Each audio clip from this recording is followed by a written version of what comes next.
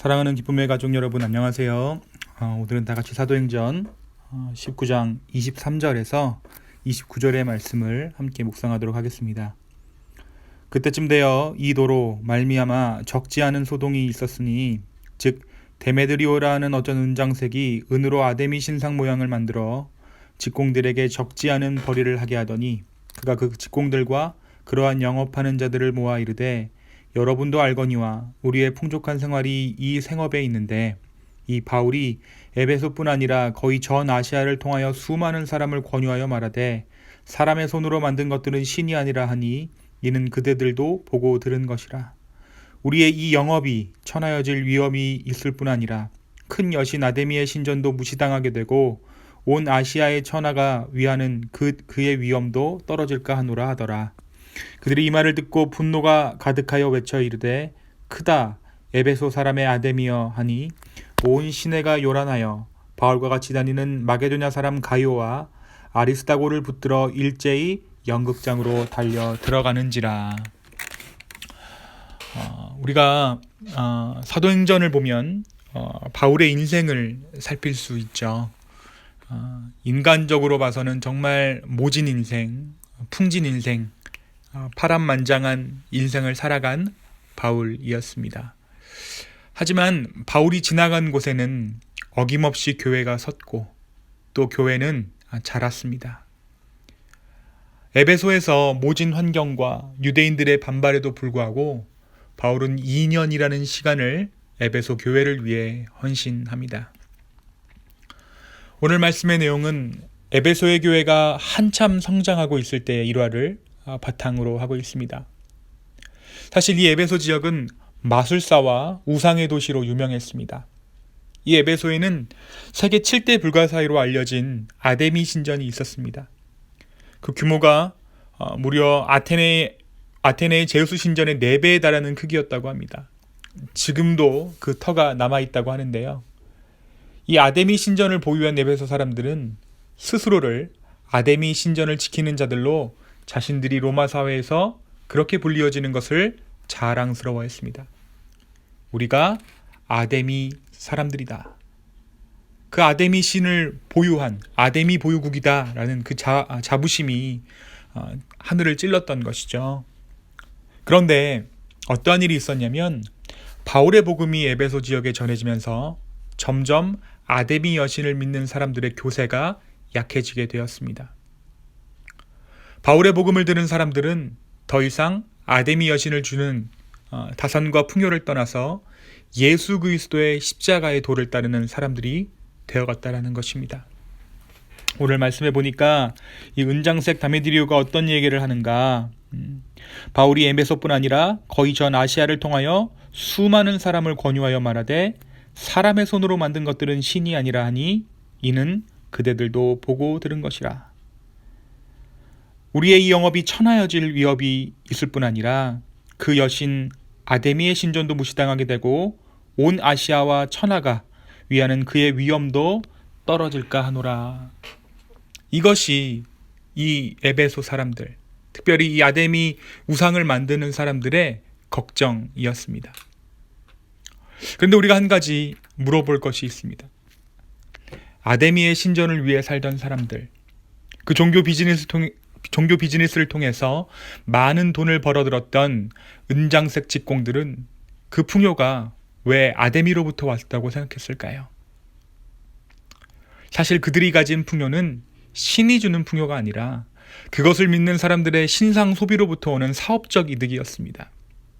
그래서 그들에게 사업적인 손해가 왔을 때 견디지 못하고 바울을 고발하기에 이른 것입니다. 그렇다면 과연 이 바울이 전한 복음이란 것이 어떠한 것일까요? 이 바울이 전한 예수 그리스도의 복음이 더 많은 돈을 혹은 더 많은 이득을 에베소 사람들에게, 전 아시아의 사람들에게 주었을까요? 아닙니다. 바울이 전한 복음은 그런 셈법에 의해서 어떤 것이 더 이득이 된다, 이런 식으로 설명할 수 없는 복음이었습니다. 바울이 전한 복음은 말로 설명할 수 없는 성령의 감화를 통해 사람들에게 들여와 박혔다라는 것이죠. 바울이 전한 이 복음의 가치는 무엇이 더 이득이 되는가 하는 계산하는 것을, 그 셈법을 잊게 만들었습니다. 돈이 좋은가, 복음이 좋은가, 이 문제가 아니라 복음을 인간이 가야 할 유일한 길, 그 십자가의 길을 인간이 가야만 하는 마땅한 길로 받아들이게 된 것입니다. 우리가 사람에 대해서 착각하고 오해하는 것이 있습니다. 우리 스스로도 많이 오해하는 부분이기도 합니다. 모든 사람들이 돈이라면 환장하고 돈이라면, 명예라면 영혼도 팔아넘길 것이라고 착각하지만 하나님께서는 사실 우리를 그런 존재로 창조하지 않으셨어요. 하나님은 하나님의 형상대로 우리를 창조하셨습니다. 이 의미가 무엇이냐면, 사람은 무엇이 진짜 올바른가, 무엇이 정말 추구해야 할 것인가를 알 수 있는, 감지할 수 있는 존재로 지음받았다라는 것입니다. 그러나 우리가 어떻습니까? 죄로 이 능력이 무뎌졌지만 그리스도의 성령은 우리로 하여금 이 능력을 회복시킵니다. 그래서 어떤가요? 저와 여러분은, 교회는 마음 가운데 적어도 돈을 추구하고 명예를 추구하는 것보다 그리스도의 복음을 추구하는 것이 가치 있는 삶이다라고 그런 생각을 가지고 있습니다. 그리고 우리는 그 가치를 공유하는 공동체입니다. 복음 이전의 사람들은, 예수 그리스도 이전의 사람들은 둘 중에 하나를 선택하는 삶을 살았습니다. 어떠한 것이 더 이득이 되는가? 어떠한 신이 더 많은 이득을 가져다 주는가? 어떠한 신이 더 강한가? 그러나 하나님은, 예수 그리스도의 복음은 그러한 비교를 거부합니다. 그것은 유일한 길이기 때문입니다. 그래서 유일한 가치인 복음이 에베소 사람들에게 들어가자 사람들은 그리스도를 따르게 되었습니다. 다른 길이 보이지 않았으니까요. 잘 생각해보면 우리 중에도 처음 예수 믿을 때, 저와 여러분이 처음 예수 그리스도를 믿을 때 어느 것이 더 이득이 되는가 비교해서 골라서 예수 그리스도를 따라가는 그런 일이 없었어요. 다만 우리가 신앙생활을 오래 하다 보면 이런저런 가치가 들어와서 무뎌지죠. 우리가 신앙생활을 오래 하다 보니까 무뎌진 것뿐입니다. 그래서 종종 우리는 하나님과 다른 그 무엇을 동시에 꼭 삶에 필요한 존재로 두거나 하나님을 통해 내가 원하는 것을 얻기 원하기도 합니다. 그러나 사랑하는 여러분, 우리 안에 누가 계십니까? 주의 성령이 우리 안에 계십니다. 이것은 부인할 수 없는 사실이에요. 주의 성령을 의심하지 마시기 바랍니다. 우리 안에 계신 성령은 우리로 하여금 무엇이 진짜 올바른 것인지, 무엇이 우리의 삶 가운데 추구해야만 하는 유일한 가치인지를 가르쳐 주실 것입니다. 길이요 진리요 생명 되신 그 주님께서 온전히 우리의 삶을 인도하시고 이끄신다라는 것이에요. 때때로 우리의 삶이 피곤함을 느낍니다. 피곤하다 못해 때로는 너무 초라하고 가치 없게 느껴질 때도 있습니다. 왜일까요? 그것은 두 가지 다 추구해서입니다. 둘을 가지면 더 가치 있게 되고 둘을 가지면 더 부여할 것이라고 생각하지만 사실 우리가 그리스도의 복음만을 추구할 때 우리의 삶이 진정 가치 있음을 깨닫게 될 것입니다. 그리고 그 안에서 진정한 부요를 우리는 누리게 될 것입니다. 우리가 성령 받고 예수 그리스도를 따라가고자 했을 때 하나님께서 우리의 마음 가운데 그 가치만을 따라가게끔 만들어 두셨어요. 그런데 우리 인간들이 계속 악해서 두 가지를 다 가지려다 보니까 삶이 초라해지고 삶이 가치 없게 느껴지는 것입니다. 그러나 성령은 우리로 하여금 계속해서 우리의 부르심을 확인하게 만들고 우리가 진정으로 따라가야 할 것이 무엇이고 우리가 얻어야 할 것이 무엇인지를 가르쳐 주십니다. 바울이 고백한 내가 비천해도 내가 부유함에도 처할 수 있다. 이 고백은 바울이 진정한 부자였음을, 진짜 부유한 자로 살았음을 단적으로 고백하는 것입니다.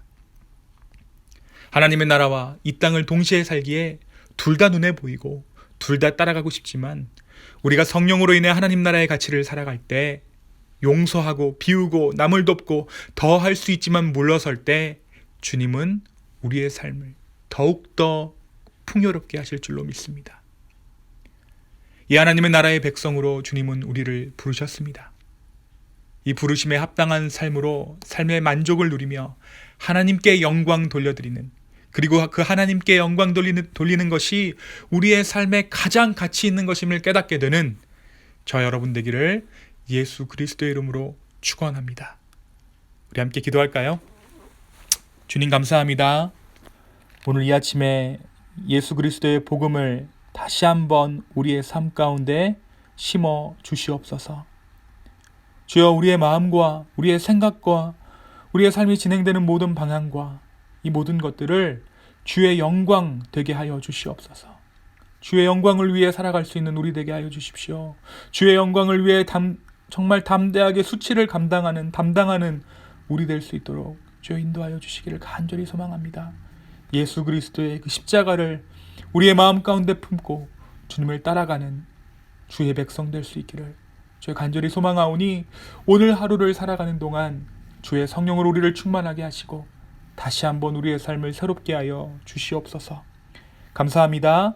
예수님의 이름으로 기도하였습니다. 아멘.